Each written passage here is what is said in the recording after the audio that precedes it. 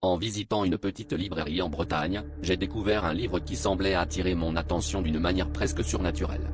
La couverture poussiéreuse, ornée d'un titre à peine visible, semblait me murmurer des secrets oubliés. En feuilletant ces pages, je me suis rendu compte avec effroi que ce livre racontait ma vie, chaque détail, chaque souvenir intime que je pensais garder en moi. Mais ce qui m'a glacé le sang, c'est le chapitre final. Un événement macabre, une rencontre fatidique prévue pour demain soir, y était décrit avec une précision terrifiante.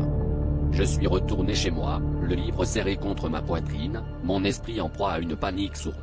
J'ai passé la nuit à relire ce dernier chapitre, espérant y déceler une erreur, une faille dans cette prophétie dérangeante. Mais les mots restaient les mêmes, implacables.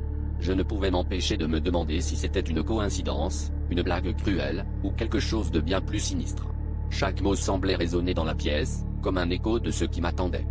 Le lendemain, une tension palpable imprégnait l'air tandis que le jour déclinait. Je me suis préparé à la rencontre inévitable, incapable de me soustraire au destin que le livre me promettait. À mesure que l'heure fatidique approchait, je sentais une présence croissante autour de moi, une ombre qui semblait se glisser parmi les ombres du crépuscule.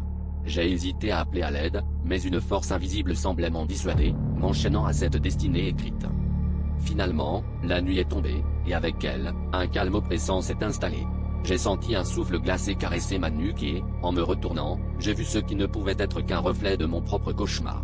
L'entité du livre était là, ses yeux brillants perçant l'obscurité. Avant que je ne puisse crier ou fuir, elle a murmuré mon nom, scellant ainsi le pacte final.